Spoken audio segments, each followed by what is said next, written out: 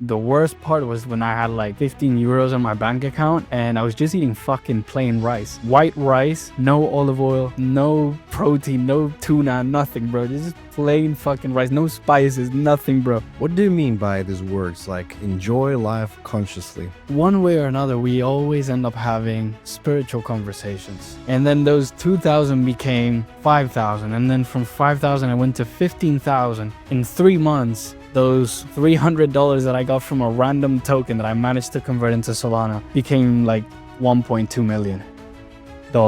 Everything that happens in your own life, everything that happens in your everyday life, it doesn't matter where you're going, it doesn't matter what you're thinking, what you're doing, everything is determined by your mind and by the thoughts in it, by the mental patterns that you have already established there. What's up, everyone? Thank you so much for tuning in for another episode here at OneLink Villa in Dubai.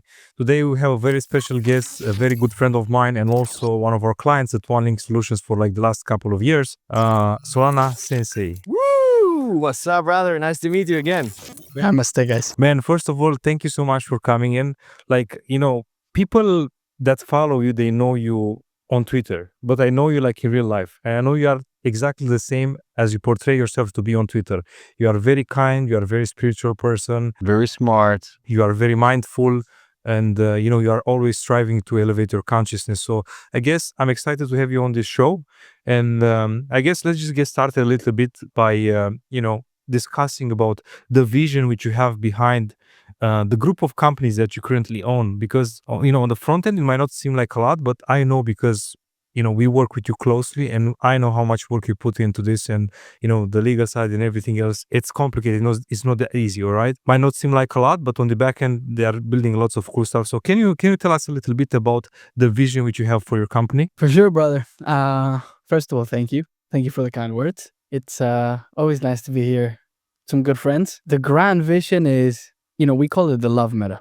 And the love meta is simply this movement of love and awareness. And right now, I think my goal, the vision of this is to create this beautiful ecosystem of love and awareness, bringing together like-minded beings that share the same mindfulness, this awareness of life, this compassion for other beings, and that truly have good intentions to help the world. And, just simply come together and try to push this message in an ecosystem, in a space where, we often lack it. We often forget about it.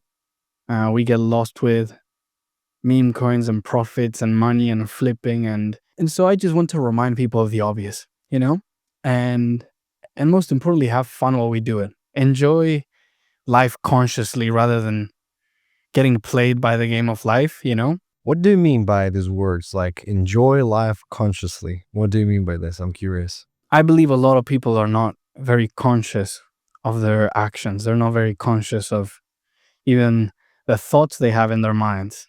And I would say they're slaves of their own mind. And so when you're not conscious of what goes through your mind and what goes on around you, well, you're most likely going to be pushed around by external factors. 100%.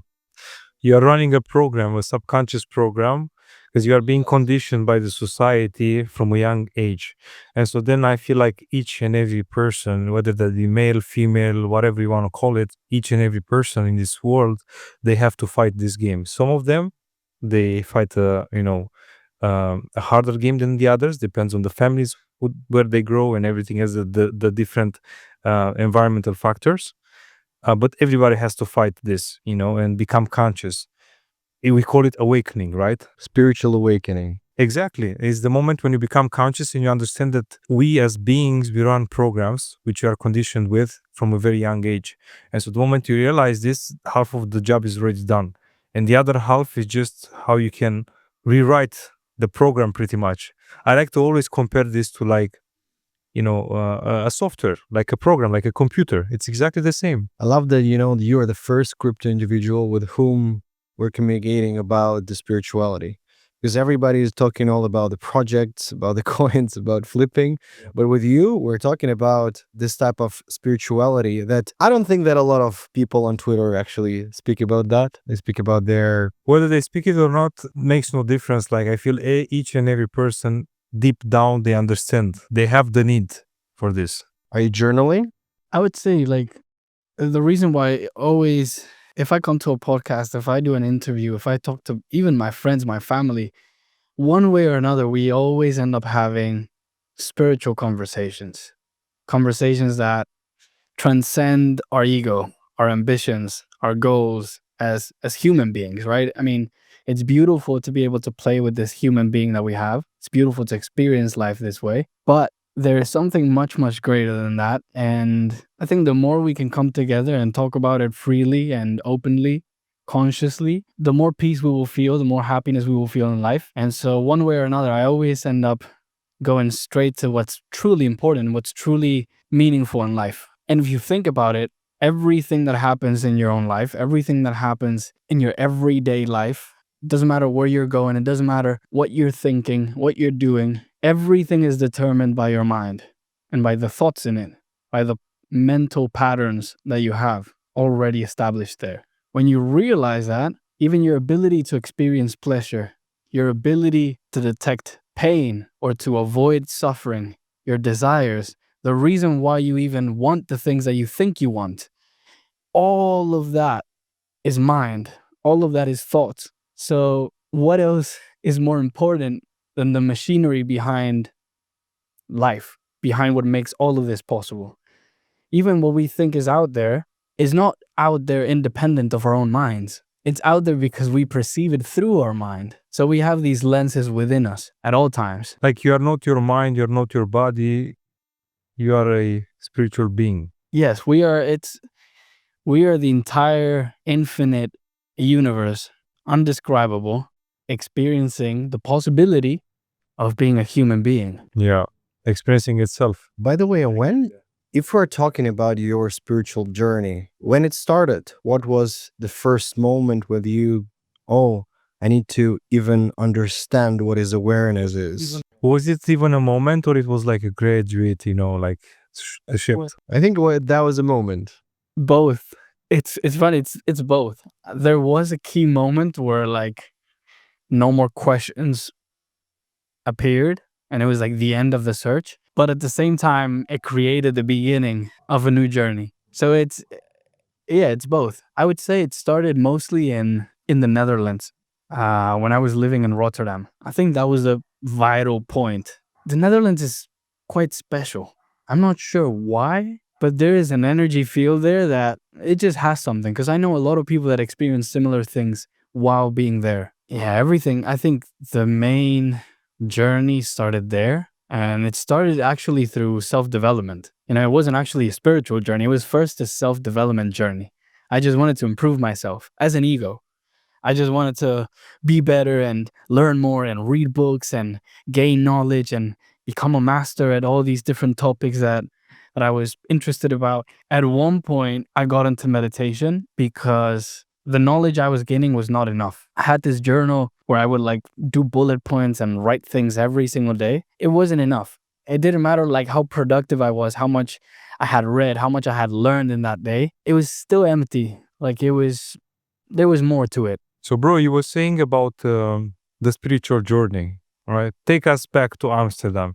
You said that's where everything started. You said that, it's an amazing environment. They has something to it.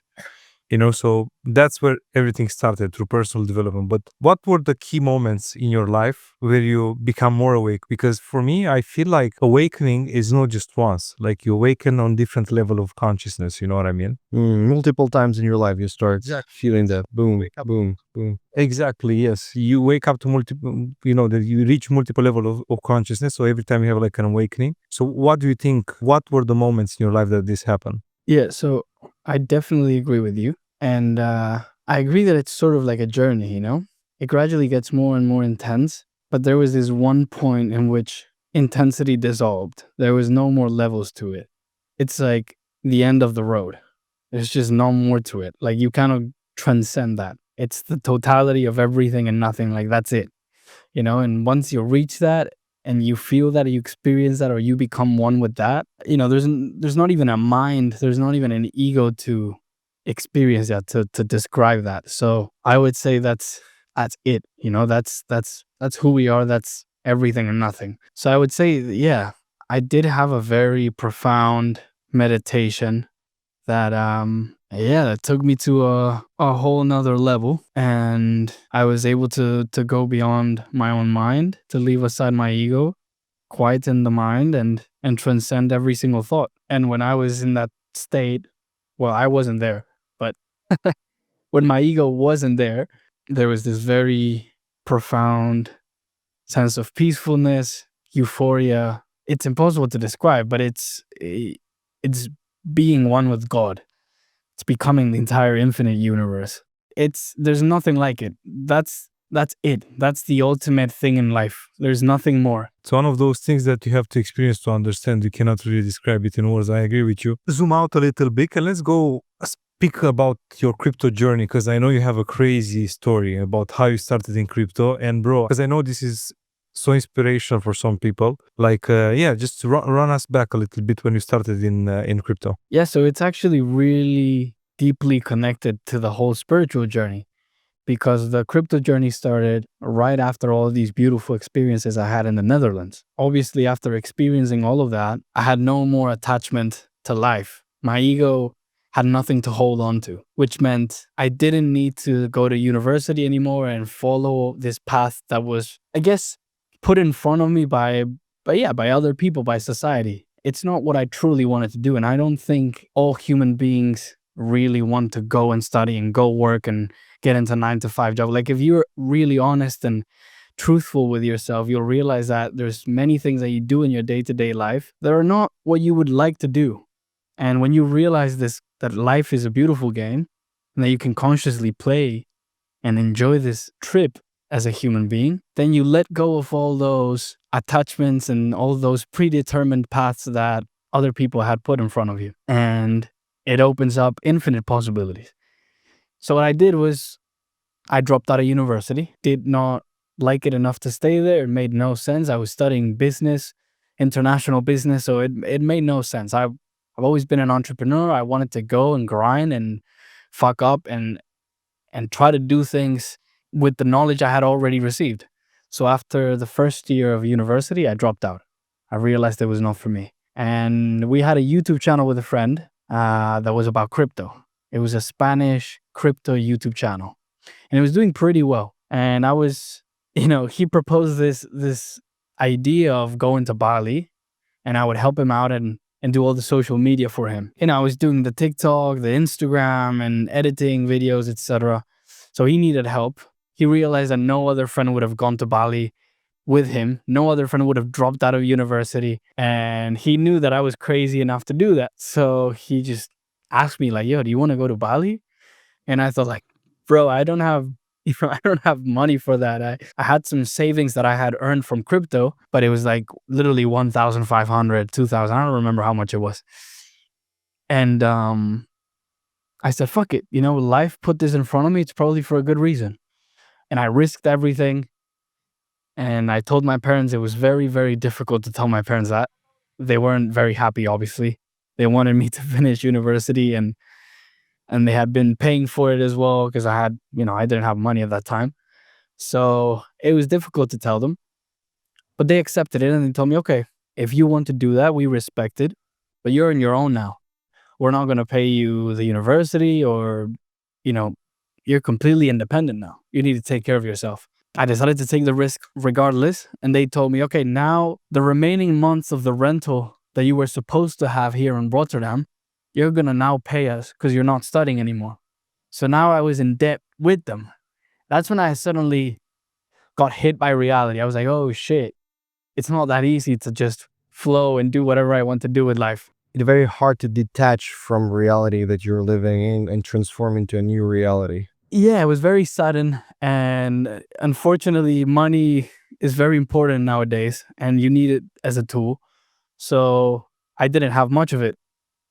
And now I had a big debt with my parents. I owed them like a couple of thousand euros.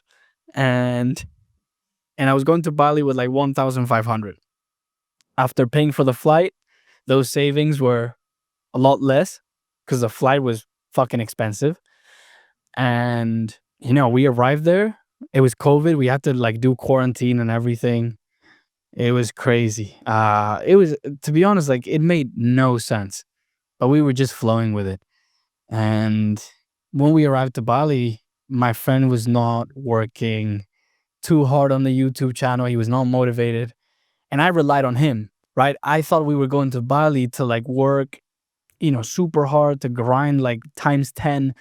And we had no other work. We didn't have university now, so we had no excuse. It was either that or nothing. Like we didn't have a choice. It was pure survival mode, at least for me. He had a shit ton of money, which is the difference. So he didn't have that stress in the background.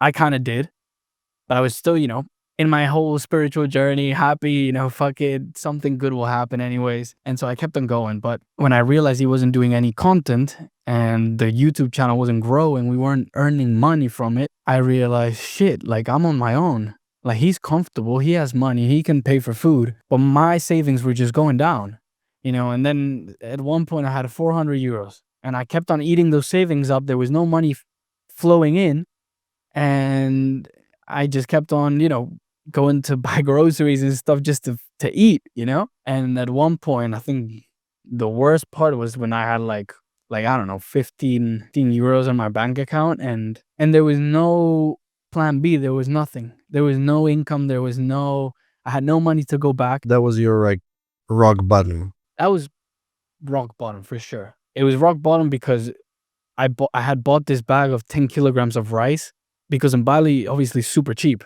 Like they make rice there, and it was like $2 for 10 kilograms of rice. So I had bought that big bag for super cheap, and I was just eating fucking plain rice. White rice, no olive oil, no protein, no tuna, nothing, bro. Just plain fucking rice, no spices, nothing, bro. For like at least 1 or 2 weeks, probably 2 weeks, just plain fucking rice. And I didn't want to tell anyone. I didn't want to tell my parents. I didn't want to tell even my friend. Like my friend knew that I was in a shitty position, but he was comfortable. Like he had already paid for the rent in Bali. Like he was covering the main expenses. He was covering it because I couldn't afford it. And so I also didn't want to ask for help. I didn't want to ask my parents for help because I was already in debt with them and I owed them like a couple thousand euros. So I was kind of alone, and it was rock bottom. It was pure survival mode. And at one point, like out of nowhere, I think my friend realized I was in a fucked up position. So he did this video and we managed to secure a partnership with like a random crypto project. I don't even remember it. And they sent us these tokens. I don't even know what chain it was. I didn't even know how I managed to convert them, but somehow I earned, 30% of that partnership was mine, of the money we had received in tokens. That's when I had this little ray of light, this little hope. And so I managed to convert it all and go all into Solana. All the crypto I had was all in Solana. It was like my last chance to make it. My friend had done a video about Solana. I had listened to it while editing and I thought, fuck, that sounds really good. I like it. Something clicked. And intuitively, it just made sense. So I went all in with everything I had, just all in. It was that moment in which I thought, okay, if this doesn't work, nothing else will. I give up. I was wrong about life. I was wrong about spirituality. I was wrong about all these experiences. If this doesn't work, that means that I either understood life wrong, or somehow there's still some spiritual progress that I'm lacking. And Solana started going up, and all the money that I had started going up. And then the first NFT collection came out, which was called SoulPunks, the first relevant one, the one that was hyped. And with all the Solana I had, I just went all in. I minted those. I said, fuck it, like if this doesn't work, again, nothing else will. So I went all in, and they started pumping really hard. In the beginning, not so much, but I was trading. I was 24/7 sniping. Every day I would wake up, go into the not even the marketplace. It was Discord chats. It was just people like doing OTC deals, like, oh, I have this one. Yeah, it was super shady, bro, like super risky as well. But that was the start of Solana NFT. So I was grinding. I was trying to buy this and trade and boom, and getting a better deal and sniping. And then the first marketplace came out. Again, I was every day refreshing, trading. Hustling, bro. That's the word you're looking for. Literally, I became an expert. I memorized all the percentages of each trade in the NFT collection. If the hat had like a 0.055% chance of like rarity, I would know it. So as soon as I saw it, I would just snipe it instantly. And back then you didn't have like the percentage and all the details under the NFT. It was super basic marketplace. It was like really raw shit. You had to go on other platforms to check the NFT to see what traits they have, the rarity, whatever. Exactly. So you learned the game. But just before you continue, because it's very interesting, like I'm like, wow, tell me more. You know what I mean? Because it's very captivating. The story, I feel like it's one of those things that it comes from the soul. You know what I mean?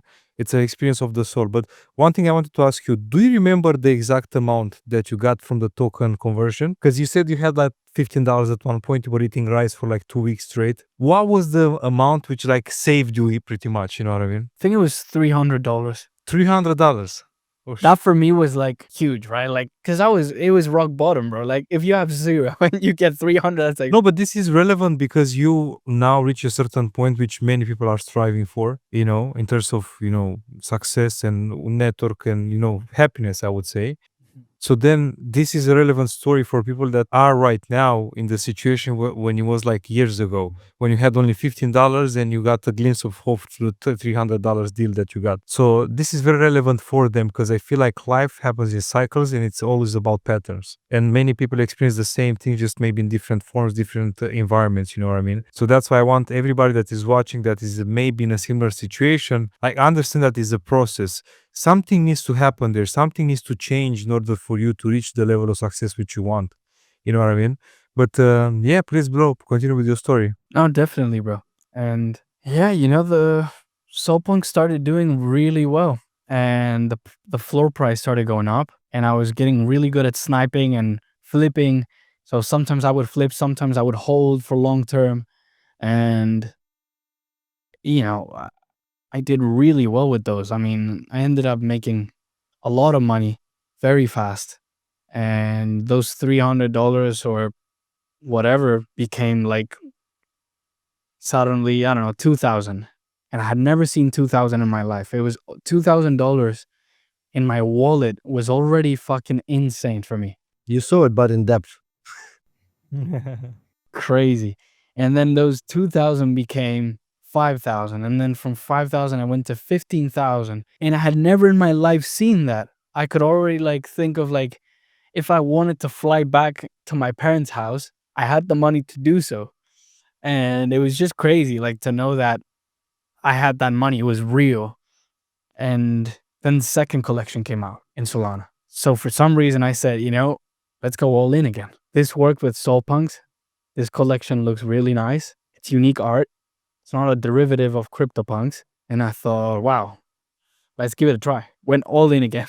Which collection? I believe, well, there was a couple of them. I don't remember exactly the timeline, but there was like Solanas, there was SMBs, there was these Bold Badgers, there was a bunch of these OG collections. DeGen Ape Academy? I don't remember exactly the order, but I do remember going all in with SMBs, for example. With Solanas as well, I flipped them. I did really well, like at least 3x or something, or maybe more, because I got some rare ones. And the thing is, if you got a rare NFT, you would sell like, maybe you would mint it for like 3 Sol and you would sell it for like 50. So it was insane. Like I had never seen anything like it. And when I went all in with the second project, I did like another 500% return. Then I went all in with the next one. With DeGen Ape Academy, I managed to mint like 16 of them. They did really well. Then I bought on secondary for like 10 Sol or 12 Sol. I remember buying a lot. They did really well again. And they went all the way up to 100 Sol.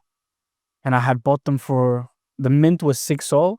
I had bought like 16 of them. I had bought on secondary for like 8 and 12 Sol, I believe, for 15 Sol. And they went all the way to 100 Sol. I sold many at the top, had some very legendary, rare ones. And so in 3 months, those $300 that I got from a random token that I managed to convert into Solana became like $1.2 million. Oh shit. Wow. What an inspirational story, crazy. And so it's a miracle, It is a miracle. Bro, I think it was meant to be because think about this is how I see things, right? If you wasn't put in such a rock bottom situation, maybe you wouldn't discover NFTs, maybe you won't be on your right path. So I feel so many times in our lives, like in order to welcome something new, you have to break what's old. And you have to put in a situation where you are facing your new path, right? Because sometimes we are just walking our parents' path or a path that is being programmed into our minds by the society. But for me, I can clearly see what happened to you at that point. It was like, okay, like if you call it universe, God, whatever, he needs to take you from where you were in a program, pretty much, put you in a situation which for you at that time seemed like, oh, like, why is so hard, blah, blah, blah. But that was actually the start of your own path. You know what I mean? Which was through crypto and NFTs. And if, in my opinion, if that didn't happen, maybe if you had like good money, if you had like $2,000, $5,000, and you didn't struggle that much, maybe you didn't go all into NFTs, or maybe you didn't start in crypto, or maybe you didn't start on your own journey. You know what I mean? You lost already everything. Exactly. You know what I So in mean? your mind, you don't have anything to lose. So that's why you put all in. You know, it's like, I don't have anything. If I will put all in and I will lose it, I'm not losing anything because I am still there. That is such an experience. It's great that you mentioned that, yeah, because it's exactly that. You have no attachment to even life. At that point, when I was in rock bottom, I had already seen myself dying. I was already dead. And I mean this in the most empowering and liberating way, because ultimately, if you're a human being, there's nothing scarier, there's nothing more uncertain than death. That's literally the worst thing you can fear is death, or for some people, death of loved ones. When you accept death and you surrender to it, it actually empowers you. It gives you this freedom of like, okay, I already died actually. I'm living a second life now. My ego had already left the chat. It was gone. Would you say it's like the death of the ego? You can call it that. You can call it that for sure. It's tricky because it's almost like the ego is never really there. So something that was never born can never die. And so we pretend to be egos. We think it's there. But this is why enlightenment or awakening, it's a concept that's sometimes limiting because all of us are awakened already. All of us are enlightened. All of us are already eternally at peace. We're all one. We're all the universe. There's nothing special about awakening or enlightenment. It's our inherent nature. Yeah. That's why it's called awakening. You are waking up to your true self. Exactly. It's simply the mind playing games and basically you forgetting about your own nature by focusing in the route of all these mental patterns, of all these thoughts, of all this noise. You just get lost in your own nonsense. You create thoughts, you create emotions, you create figures, forms in this universe, time, space, and you get lost in it. And when the universe kind of gets lost in that, or the mind gets lost in that, it creates this human body, this human form. It creates division. It separates all beings, and you end up becoming attached to something that you're not, to a temporary form. Everything is temporarily. Everything is impermanent, It's good. which is beautiful. Like nothing lasts forever, and that's amazing. It's, you know, really hard to understand that you need to understand how to detach yourself from money, from like friends, from childhood, from parents, from anything. Because in any moment, your life can simply end or your loved ones can go. And it's fucking hard to actually get rid of a person that you created in your own brain, in your own mind, you know, or like a situation that I think that our brains are created these pictures that are not even real, but for us, it is real, you know? I think you know this better than anybody else, bro. Like, I mean, you told me some of the stories when the war started in Ukraine. Like, imagine you have everything, and then in one moment, everything is taken away from you. Yeah, for me, that was, you said the like spiritual awakening. For me, that was, you know, you create a world picture in your brain. So you're super famous, you drive like luxury cars, you have a lot of money, and then you suddenly start hearing from the news that there is like 100,000 troops near Ukraine. Everybody needs to be aware that war is coming. And I was like a 25 years old kid. I don't give a fuck about it. I was thinking like, no, what the fuck? It's impossible. I called to like at that time the Kvartal 95. It's like it's it is like a band of people in humor where Vladimir Zelensky was, the president of Ukraine, was working. I called them and said, like, guys, like, anything happened because you were like near government? Maybe you can tell me something. They said, no, bro, what the fuck are you talking about? Everything will be good. It's just shit. Nothing will happen. And then I remember I take the ticket to London. I go to a magic convention. Everybody was hugging me and they said, like, bro, you're from Ukraine. There's hugging. They was crying. I said, like, what the fuck? Everything is okay. Kyiv is okay. No worries about it. And then I come back. I fly on like 20, I don't remember, 22nd.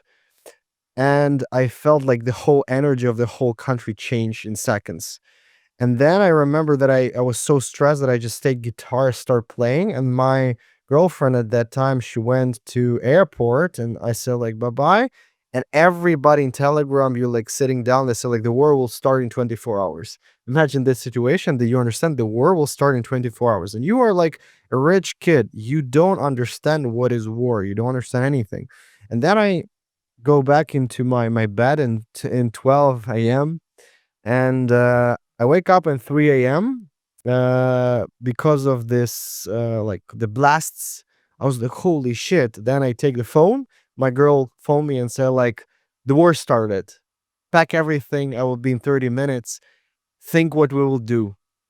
And I was like, in the first second, I was like, the war started. Nah, it's like, what the I want to sleep. I'm like having some shootings. Like, no. And they're like, and the whole airport was blown away near me, like a couple kilometers away. And I saw like the huge blast that is 3 a.m. And then at 4 a.m. they started the full invasion with rockets. So it's Kyiv and the whole Kyiv was bombarded. But I was living in the left side of Ukraine, you know, and my house was near the forest and then the front line. So forest and the front line, couple of cities, and they start like, you know, the whole country was in rockets. And I remember then I wake up and I'm running. I don't know what to do. It's like, you know, I had a luxury, like at that time, a luxury car, but I can't put even 2 suit fucking cases.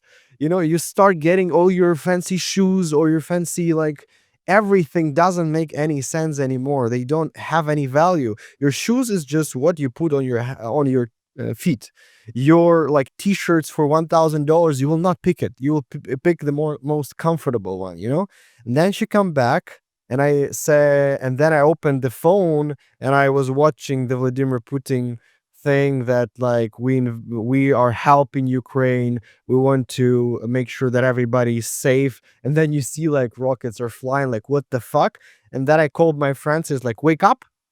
We had the same like villa. It was 1,700 meters with elevator, with a pool.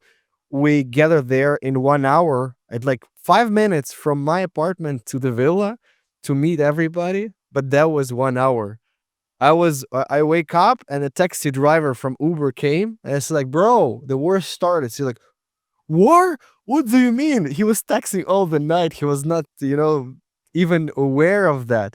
And then I came back and we just sat and we was not talking to each other for 30 minutes in the same environment. We was talking to each other like, I don't know what to do. And the border, the Vladimir Zelensky said that the borders are closed, so you can't escape. And I was like, holy shit. And that time, you know, that the first time that my whole picture of the whole world collapsed completely. Because when I'm telling some people that like maybe some wars can start, some people say, nah, it's impossible. Like, bro, I was the same. At that time, I said, like, you're bullshitting me. It's impossible. And then I came back, and the same night, I was sitting with a gun at 3 a.m. because, like, girls and kids are sleeping, and we have, like, more than 60 people come to our villa because it was the only place for them to feel safe because there was employees. They was, like, getting money from me, you know, and all the people gathered in one place. And I said, like, guys, we need to think something. We need to go down to the basement. Everybody was saying, no, which basement? You're like, you don't know what you're talking about. They're like, and everybody ran away to the basement.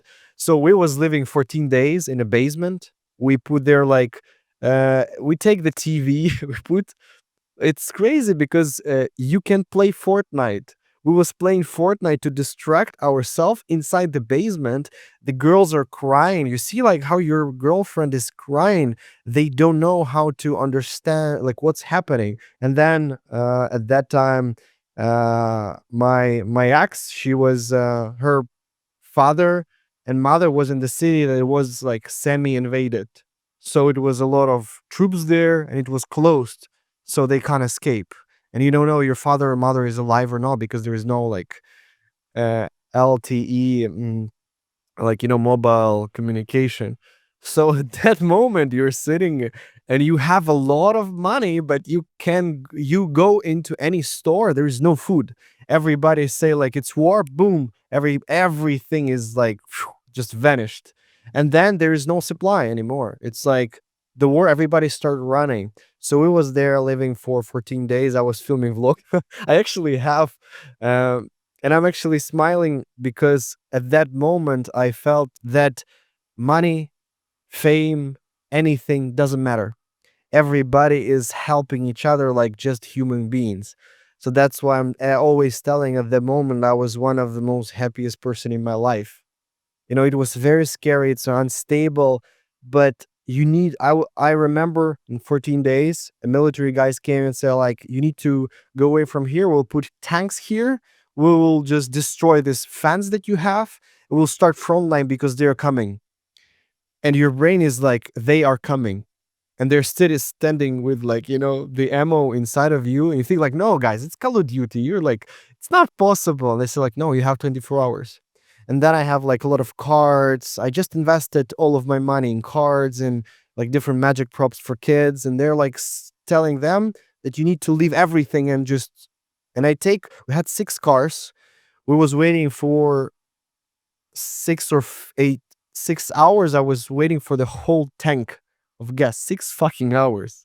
Then the rocket landed 1 or 2 kilometers away and I came back. And because we have a fancy cars, there is no gas. It 25 liters, like 22, 25 liters was like vanished because he was standing. You come back, so it was useless. Then we wait for 14 days. Everybody escaped Kiev. At least like 1 million people escaped in the first day. We go and make some gas. We purchase it. You can't do anything. If you have millions of dollars, you can't do anything. If you're not prepared, there's no supply. So, and we put all the gas in our cars. And I remember that I need to make a decision, or I need to take my 2 fancy guitars or a mother of my ex. And I decided to take guitars. I said like, no, she needs to go by a train, because this like, it's a lot of money. It's like 15K. Then I feel like I need to put some MacBook Pro. We put 4 best Mac huge like screens. We put them. That's it. You can't drive your luxury car. You drive your ordinary car because it's more space. So yeah, sometimes this happening and you feel a little bit unstable at that time. So I just take Notion and I start like, I remember like evacuation from Kiev and I have the full Notion, like who is going with whom, how many food we need, how many water we need to survive. And then I was driving 24 hours without sleep. I take the car, was not stopping, was just running away to the left side of Ukraine. 24 hours was like in the car. After that, I closed the car and we start calling to all hotels. And they said like, bro, what the fuck you mean? Like everything is closed. And the main part, that people that was living in the left side of Ukraine was making money. They say they start making you like crazy amount of money. They start earning money on your own citizen. For me, that was fucking crazy. And then I start calling to the whole city.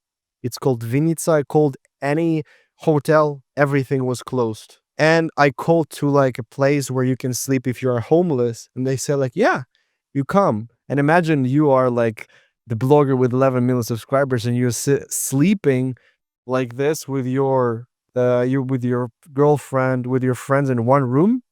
At least like, I don't know, 6 people in this iron Soviet Union beds, and you're happy because you survived and you don't pay 0.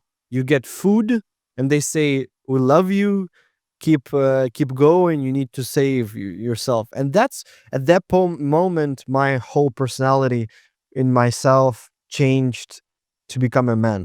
Your values changed, bro. Your values changed. A lot. And that's why I understand what you're talking about regarding to like rock bottom and regarding to what you was feeling. It's funny when people are sharing those type of experiences, you almost like feel what they felt at that moment. Oh yeah. Like I'm getting chills. Like yeah. this story was crazy. I was living it. Like I lived it too. I was there. Yeah, that is, Unbelievable. I was always telling like if you want to become a legendary person, you need to become first of all a book. You need to write your own chapters. And sometimes it's like you want to live something else, but your past is always written. So that's why I'm really inspired by your story because you at that time you was like risking everything. Maybe you will achieve something. It's crazy. Yeah, I think it's also it's interesting when you look back now and you look at the whole journey. Obviously, when you're experiencing it in that moment, everything's different. There's uncertainty, there's a little bit of doubt. At the same time, a huge part of me had so much faith, so much conviction. I just knew that somehow life was going to save me, the God, the universe, whatever we want to call it. Somehow, I was going to be okay. I knew it. And I was already okay even in that rock bottom stage. Because again, I had nothing to lose. I could die, and I knew death actually was my savior. That sounds horrible, but I would literally think, like during those moments, I would think, okay, what's the worst thing that could happen? And I would think, okay, dying. Like, what else can happen? If I die, then there's nothing else that can happen in this illusion. So death is ultimately the worst thing that can happen. And I would question death. I would like meditate on death, and I was not scared of it. It actually made me feel at peace. So I had like accepted death. I had accepted the nature of death and what it ultimately means. How the ego never actually dies because it never existed. And so a huge part of me knew that something was going to happen and that everything was okay, that everything would turn out okay. But seeing the results, getting hit by reality and eating just fucking rice would make me doubt, obviously, would make you think like, why am I eating fucking rice? Why did I manifest this in my life? If I'm creating this life, if I'm creating this whole illusion, why am I doing this to myself? And now that I look back, I understand why I had to go through all of that. I wouldn't have appreciated all the blessings, all the abundance that came after if I hadn't gone through rock bottom. It would have been meaningless.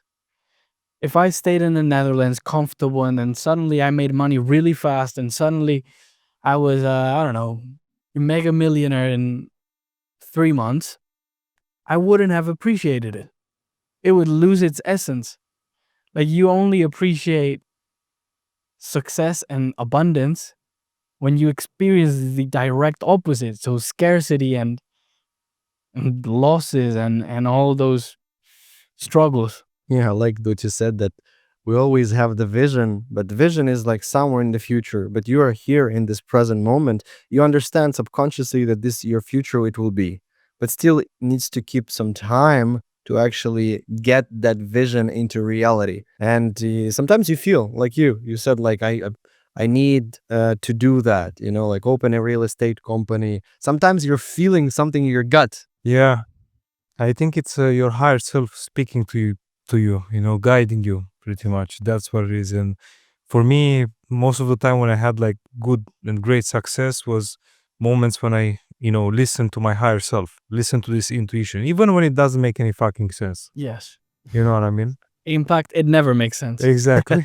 You found it. You found the sense. If you inherently believe in a higher power than you, like a universe or God or whatever you want to call it, you need to understand that our perspective is very much limited. Like we are just seeing a small piece of the puzzle, but this higher self or God or universe, whatever you want to call it, he sees the whole game, bro. So that being said, it's normal for you when you have this intuition to not know what's going to happen next. You know what I mean? But you have to trust that there's a power out there. There's something beyond yourself that has your best interest in your mind.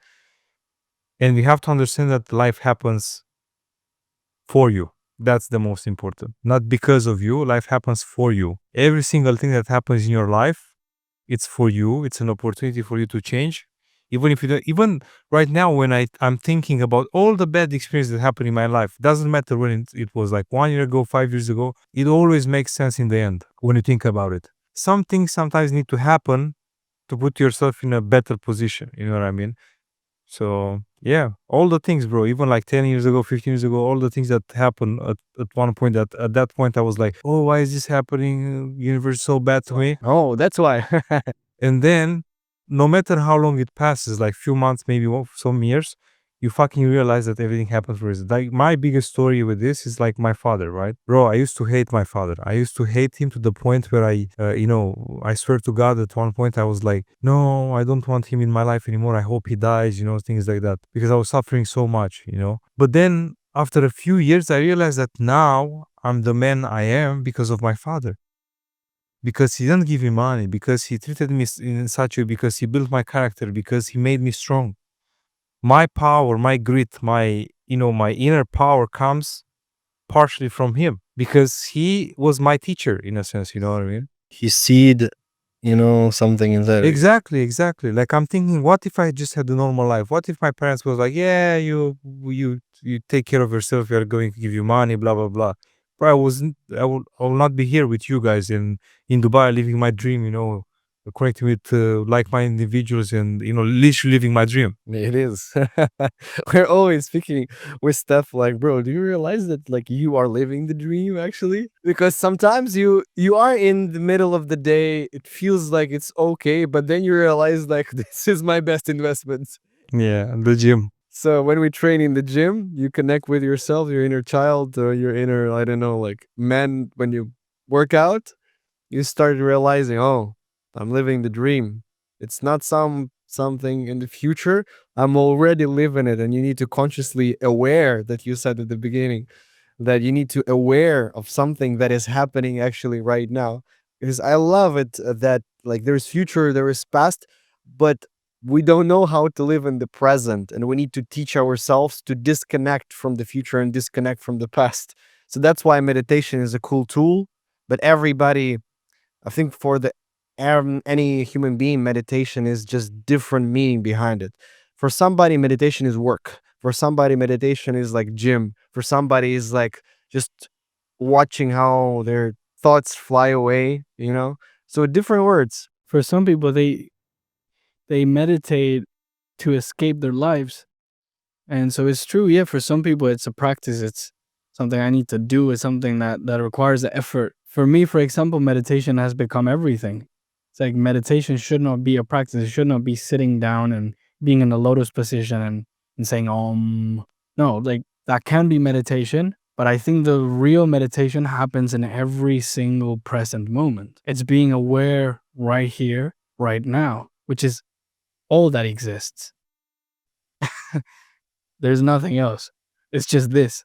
There's no tomorrow, there's no yesterday. That's all a thought. It's all nonsense. It's just mental noise. It's words, it's thoughts, it does not exist. Only this exists right now. For me, very interesting that you showed me a picture when you was, younger. Feel like we don't even realize that we are changing. So we are living in this present moment, but when you watch on your past version and you're saying like, oh my gosh, I have a huge path of personal development, but in this moment you don't even realize that something is happening. There's literally just this.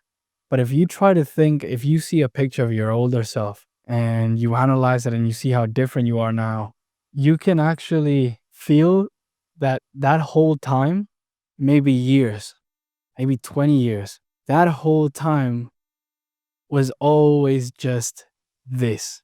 And so no matter how much you've changed, how different you may look, how many experiences and thoughts you have gone through, it has always been here and now. And that's when the whole dimension of time just collapses. Not many people get to the point where they are able to experience such things, Reality, the harsh reality is that 99% of the people will never have a spiritual awakening. You're talking to NPC, really. Yeah. But that beautiful NPC right in front of us is a reflection of who we are, which is what's even crazier. Because this whole present moment, this whole life or universe is actually just us. Exactly. Like I could be your version of businessman. He could be your version of famous YouTuber. He could be your version of, videographer career, and the other way around. Like you could be my version of like successful crypto. With my girlfriend, sometimes we think like, imagine being a professional surfer, or imagine what if I was a professional snowboarder? And like we think about it and then we say like, oh no, I've done that in a past life. I know that I've lived that somewhere, somehow. That's why you have these glasses. Maybe. No, but like you can actually put yourself in this imaginary ego that may or may not exist, that may have occurred in the past. And you can actually experience how you were a professional snowboarder or a surfer or whatever it may be. You are that. And it's no different being that illusory or imaginary figure that you think of than being this human being that you think you are. The difference between imagination, thoughts, and what you think you are right now is just one thought away, which is fucked up. What is your definition of for the life? Like for example, for me, I believe we are spiritual beings having a human experience. Like we have a body, we have a mind, but we are not the body and the mind. Like we own those things, we experience them, but we are not that. Like I believe like we reincarnate, and I feel like I believe that the more times we reincarnate, each time is different, and we are here to learn more and more things. You know what I mean? So what's your definition? What do you believe in? What I've learned from years of trying to theorize or describe what is happening is that the moment you attempt to describe it or theorize about it, you've instantly limited what's truly happening, which is miraculous and inexplicable. The moment you create a belief or a theory about it, that's not it. That's all I can say. So it's better to remain in that no thought stage and stay away from attempting to describe what's inexplicable and beyond words, beyond the human ego, beyond explanations, than to even try it. However, I do agree with some of the things you're saying, and there's obviously truth in that, but there's many ways to explain the same thing. It's like all paths leads to Rome. If I compare myself to what I used to be or what I thought I was, I'm going to use this kind of random analogy. I feel like I identified myself as this small wave in this infinite vast ocean. I thought I was this tiny wave, just going like this and crushing and moving. And now I feel like I am the entire ocean being capable of experiencing that small wave, which is temporary and vanishes. And so the wave may come and go. It may go up and down. It may be huge or small. You're none of it. You're the entire water. You're all the entire vast ocean. And that kind of helps me understand what's going on in a way. But even that is not true. It's just another thought. It's just another theory. Nice one.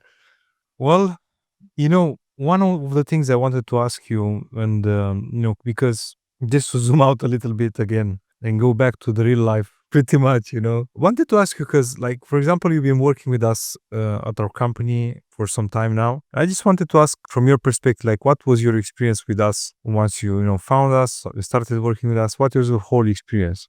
Look, brother, I'm going to be completely transparent. No bullshit, no filters, just rawness. I feel like OneLink Solutions literally just made my life easier, bro. I had so much uncertainty in regards to legal stuff here. I thought it was complicated and I needed that help. I needed people that understand what I don't. And as soon as I found you, I could just surrender, let go, trust you guys fully, full transparency, no fear of getting fucked, no fear of getting scammed or any of that. It was just pure trust and it was effortless, bro. It was just like, fuck, now one problem that I don't have to think about, one obstacle out of the way. And it's just super fast how easy it is to set up a company. If tomorrow I need to set up a company, I know I can reach out to you in a second and it's done. And it's like hassle free, no stress, no worries. And Yeah, bro. I'm grateful as fuck. Thank you, man. Appreciate your kind words, bro. Well, reality is that it's not so easy, but we make it easy for you. You know what I mean? So that's the. I can imagine. I can imagine. Tell me, for example, I'm curious to ask why you choose Dubai as a place for your like jurisdiction, for the company. Yeah, why did you decide to move to Dubai? What was the reason? And how do you like it so far? Look, I didn't know much about Dubai before coming here. I had already traveled to see everything, to kind of get an idea of what I was getting into. And I had already been thinking about it years before coming here.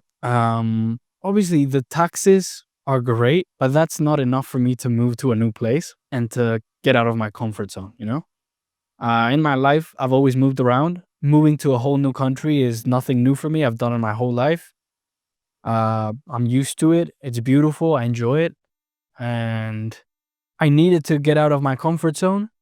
I needed to change. I needed to go to a new place. And Dubai was one of the places in my list. But I'm not a huge fan of the whole Dubai culture, let's say. I'm not a huge fan of like materialistic stuff and fast cars and expensive, luxurious lifestyle. And I thought Dubai was only that. I thought coming to Dubai meant, everything's going to be expensive. Everything's going to be luxurious. It's going to be this crazy lifestyle. And it's all very superficial. You can have that lifestyle. Don't get me wrong. But I also realized that you don't have to. So when I came here, I saw that there's a lot of like-minded people, entrepreneurs, business people, investors, people that work really hard and that are really ambitious and passionate about what they do. And, you just realize everyone here wants you to win genuinely because they understand you, because they're all entrepreneurs, they're all grinding, they're all hustlers. So they really want you to succeed and to do well because they're in the same path, they're in the same journey. And so everyone just helps each other out. Everyone knows a contact that can help you out. It's very easy to succeed in Dubai. There's good energy. There's like-minded people, and you just have everything readily available everywhere. Yeah. I feel like the population of Dubai, people that live here, they are at a higher level of consciousness already. Like if you compare to any other country in the world, like for example, in Romania, yes, there are nice people, like-minded individuals, spiritual people, but only a few of them. But I feel like here is such a concentration of people that share the same values, the same goals. And that's a beautiful thing because the collective energy is different. Okay. Like I remember when I first came here, bro, I felt the energy right away. Like everybody's doing something. You cannot just sit around. You will feel bad if you just sit around, look at other people being successful. So it like pushes you from behind, So I think that's one of the advantages. Yeah, pushes you from the behind. It's cool. Moving here. And that's possible because 90% of people that live here are actually expats, which again come with the same thought in mind, which you said, which is to create a better living condition for themselves, which is to make more money, to be more successful, to evolve. So yeah, I mean, look, it's just like with anything. Your environment matters and it matters a lot. And you want to surround yourself with people that have the same goals and the same vision as you. And this is also very important and relevant when it comes to the leader of the country. I won't go into much details about in this podcast because we discuss in other podcasts more deeply, but bro, I would all day, every day be part of a community and a country where the leader shares the same value. And the leader of Dubai is one of those people. I mean, he's one of the biggest visionaries the world has seen, in my opinion, I totally agree. And everyone speaks very highly of him in a genuine way. Like no one's getting a gun on your head and saying, you should say this. You know what I think, bro? I think it's more than just himself. I think it's a very higher power that is helping him. Because if you think about it, the more power you have to materialize your vision into life, the more powerful you need the connection with God. So let me put it this way. The people that are able to materialize their vision into life faster and bigger are the ones that have a stronger connection with God. It makes sense if you think about it, right?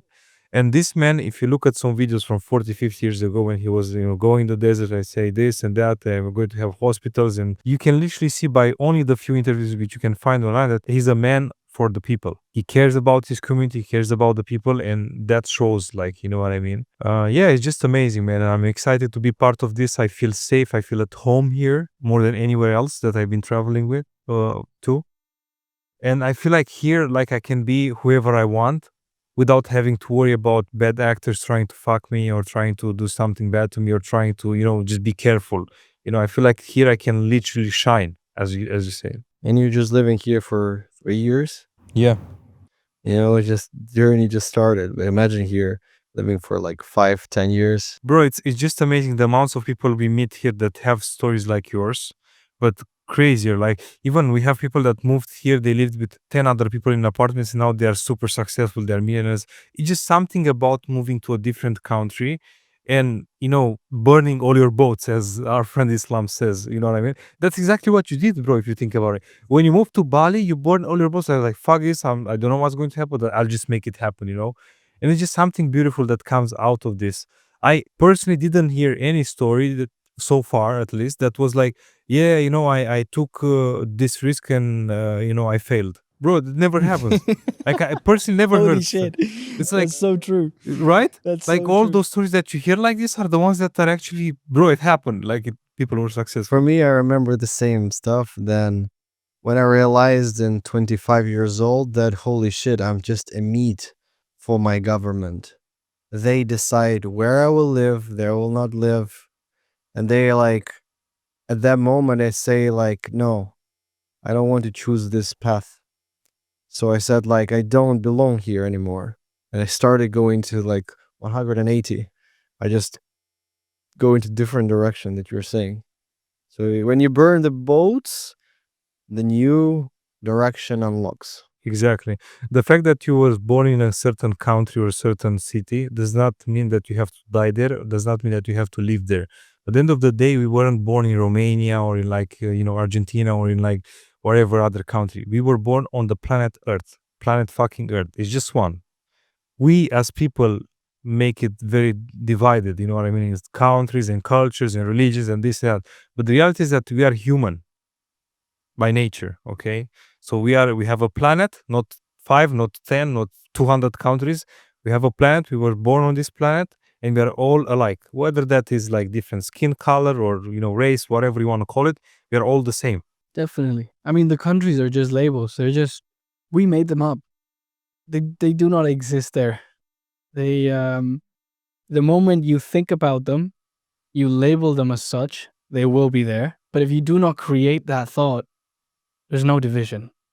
And that applies to all the different things we've labeled and divided, whether it's politics and left and right, whether it's everything in life, Yeah, bro, I feel like division, it's taking away our true nature, taking us away from our true nature, and it's taking away our true power, And everybody's trying to divide us nowadays, like even the big pharmas, the big corporates, the big governments, everybody, because they know that if we wake up to our true self and we understand our true power, it will be game over for them. They cannot leverage off that. Yes.